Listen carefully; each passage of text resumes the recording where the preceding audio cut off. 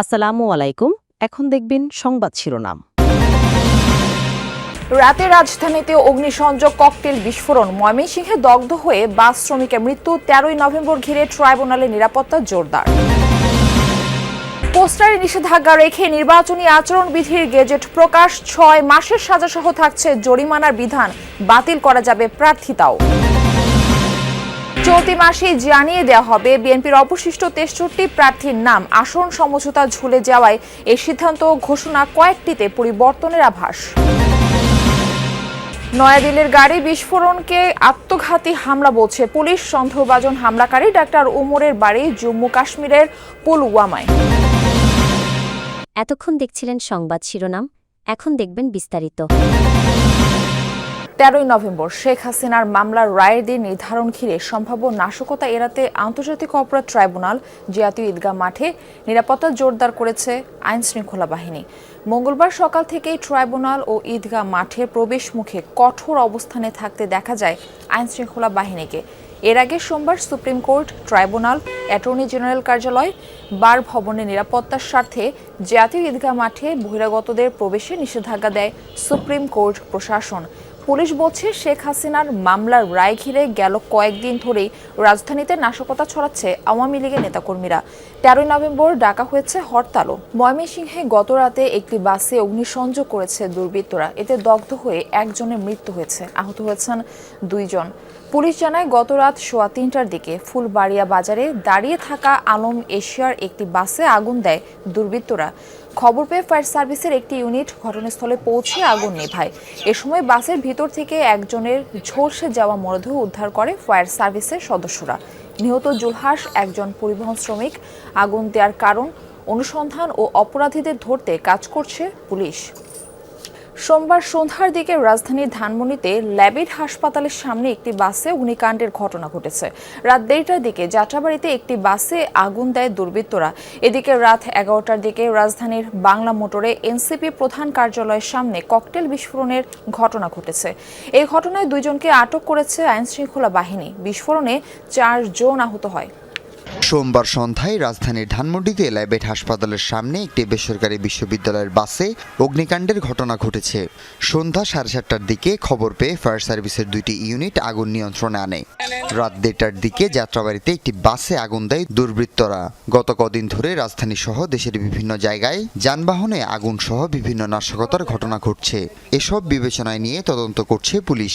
এদিকে রাত 11টার দিকে জাতীয় নাগরিক পার্টি এনসিপির প্রধান কার্যালয়ের সামনে 2টি ককটেল বিস্ফোরণের ঘটনা ঘটেছে। এতে 4 জন আহত হয়। পালানোর সময় 2 জন সন্দেহভাজনকে ধরেছে এনসিপি নেতাকর্মীরা। আমি কোনো কিছু বুঝে ওঠার আগেই এমন বিকট সাউন্ড হয়েছে, আর এর বাইরে আমি কোনো কিছু বলতে পারি না। আমি ধারণা করছি এগুলা আওয়ামী লীগই হবে, তাদের সন্ত্রাসী বা তাদের যারা আছে, যারা আবার বাংলাদেশের পরিস্থিতিকে অস্থিতিশীল করার চেষ্টা করছে, সেই চক্রটি আবারও প্রথম টার্গেট হিসাবে আমরা দেখেছি গণ অভ্যুত্থানের পর থেকে বিভিন্ন জায়গায় তারা এনসিপির নেতাকর্মীদেরকে টার্গেট করেছে। উপস্থিত এনসিপি নেতাকর্মীরা অভিযোগ করেন, 13 তারিখে কার্যক্রম নিষিদ্ধ থাকা আওয়ামী লীগের লকডাউন কর্মসূচিকে কেন্দ্র করে নাশকতা তৈরি করতে এই ককটেল বিস্ফোরণের ঘটনা ঘটানো হয়েছে। সংসদ নির্বাচনের প্রচারণায় পোস্টারে নিষেধাজ্ঞা রেখেই দল ও প্রার্থীর আচরণবিধির গেজেট প্রকাশ করেছে ইসি। একমঞ্চে ইস্তেহার ঘোষণা ও আচরণবিধি মানতে প্রার্থী ও দলের অঙ্গীকারনামা দেওয়ার নির্দেশনা থাকছে এবার। সোমবার রাতে ত্রয়োদশ জাতীয় নির্বাচনকে সামনে রেখে রাজনৈতিক দল ও প্রার্থীর আচরণ বিধিমালা 2025 জারি করেছে নির্বাচন কমিশন।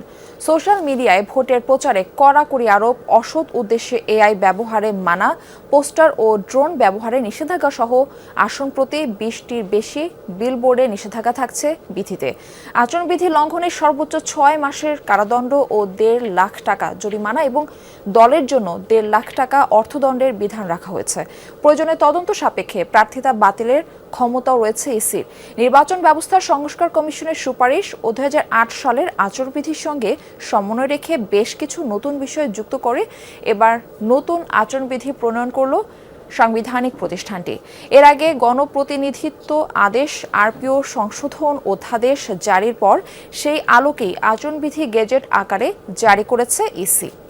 চলতি মাসে শেষ হবে অবশিষ্ট 63 আসনে বিএনপির সম্ভাব্য প্রার্থীর মনোনয়ন ঘোষণা। এনসিপির সাথে বিএনপির আসন সমঝোতার সম্ভাবনা কমে যাওয়ায় পরীক্ষিত মিত্রদের দ্রুত ভোটের মাঠে পাঠাতে চায় বিএনপি। এছাড়া ঘোষিত 237 আসনের কয়েকটিতে প্রার্থী পরিবর্তনের আভাস দিয়েছেন বিএনপির নীতি নির্ধারকরা। বলছেন, ক্ষোভ ও অসন্তোষ দমনে বঞ্চিতদের সাথে ফের আলোচনা করবেন শীর্ষ নেতারা। তবুও কেউ জননিরাপত্তা বিঘ্নিত করলে সরকারকে কঠোর হওয়ার অনুরোধ করেছে বিএনপি। ধান খেতে দাঁড়িয়ে আম্পায়ারের ভূমিকায় রিভিউ আবেদনকারী ব্যক্তির নাম আলাল উদ্দিন আলাল। ফেনী জেলা বিএনপির এই সদস্য সচিব মনোনয়ন বঞ্চিত হয়ে অভিনবেই প্রতিবাদ করেন। আমার বাড়ির কাজের ছেলেটা পর্যন্ত জেলে গিয়েছে। আমার এই অফিসটা 5 বার ভেঙেছে, 7 বার আমি শারীরিকভাবে অ্যাসল্ট হয়েছি। দল এটা রিভিউ করবে, এটা আমার দৃঢ় বিশ্বাস। যদিও এমন বুদ্ধিদীপ্ত প্রতিবাদ দেখা যায়নি আর কোথাও, বরং হামলা বিক্ষোভে গত কয়েকদিন উত্তপ্ত অন্তত 10টি জেলা। কিন্তু কেন এমন ক্ষুব্ধ প্রতিক্রিয়া? বঞ্চিতদের এমন কর্মকাণ্ডে বিএনপি বিরক্ত হলেও স্বস্তি দিচ্ছে 237 আসনের তুলনায় অল্প সংখ্যক এলাকায় প্রতিবাদ হওয়ায়। বিএনপি মনে করে তুলনামূলকভাবে যোগ্য লোকরাই পেয়েছেন এবার ধানের শীষ। যদিও সার্বিক বিবেচনায় ঘোষিত প্রার্থী তালিকায়ও কাটাছেঁড়া চলছে। প্রতিবাদ করার তো অধিকার থাকতেই পারে, তার মধ্যে 237-এর মধ্যে 4-5টা জায়গায় সমস্যা হয়েছে, তার কিছুই নাই। মনোনয়নের যে ক্রাইটেরিয়া আমরা করেছিলাম আগে থেকে, সেই ক্রাইটেরিয়ার পরিপ্রেক্ষিতে সিদ্ধান্ত হয়েছে। তো আবার আরেকটা ক্রাইটেরিয়া করতে গেলে আবার আরেকজন অসন্তুষ্ট হবে। যেহেতু আমরা এটা ফাইনাল সিলেকশন বলছি না, আমাদের এখানে পুনর্বিবেচনার সুযোগ আছে 2-1টা ক্ষেত্রে। যদি দলের সিদ্ধান্ত সঠিক না হয় সেই ক্ষেত্রে এটা পুনর্বিবেচনার সম্ভাবনা আছে, তবে সেটা খুব বেশি জায়গায় হয়তো দেখা দিবে না, 2-1টা ক্ষেত্রে দেখা দিতেও পারে। ঘোষণাহীন 63 আসনের প্রার্থী তালিকা নিয়েও বিএনপির একাধিক টিম কাজ করছে। তীব্র অন্তকোন্দল থাকা আসনের মনোনয়ন প্রত্যাশীদের সাথে কথা বলছেন তারেক রহমান। ছোট দলের বড় নেতাদের সাথে দর কষাকষি করছেন লেয়াজু কমিটির নেতারা। আর এনসিপির অতিরিক্ত চাহিদায় দলটি নিয়ে আগ্রহ কমেছে বিএনপির। দিল্লিতে আত্মঘাতী গাড়ি বিস্ফোরণের ঘটনায় সন্দেহভাজনের ছবি ও পরিচয় প্রকাশ করা হয়েছে। তিনি জম্মু কাশ্মীরের পুলওয়ামার বাসিন্দা ডাক্তার ওমর মোহাম্মদ। বিস্ফোরিত হুন্দাই গাড়িটি তারই ছিল বলে নিশ্চিত করেছে পুলিশ। বিস্ফোরণের আগ মুহূর্তের বেশ কয়েকটি সিসিটিভি ফুটেজও প্রকাশ করেছে। গাড়িটি 3 ঘন্টার মতো পার্ক করা ছিল লালকেল্লা এলাকায়। এরপর সন্ধ্যা 6:30টার দিকে চলতে শুরু করে। 20 মিনিট পর ধীরে ধীরে থামে ট্রাফিক সিগন্যালে। কিছুক্ষণের মধ্যে বিস্ফোরিত হয় বিকট শব্দে। পুরো সময় গাড়িটিতে অবস্থান করছিলেন সন্দেহভাজন ওই চিকিৎসক। বিস্ফোরণের তীব্র দাহ্য অ্যামোনিয়াম নাইট্রেট জ্বালানি ব্যবহার করা হয়েছিল বলে জানিয়েছে সংশ্লিষ্ট সূত্রগুলো। ঘটনাস্থল থেকে সংগ্রহ করা হয়েছে আলামত। ব্রাহ্মণবাড়িয়া 5 আসনে ধানের শীষের বিজয় নিশ্চিতে জোরে সোরে মাঠে নেমেছে বিএনপি। অন্তত 1 ডজন মনোনয়ন প্রত্যাশীর মধ্যে নবীনগর উপজেলা বিএনপির সভাপতি অ্যাডভোকেট এম এ মান্নানকে প্রাথমিকভাবে প্রার্থী ঘোষণা করেছে দলটি।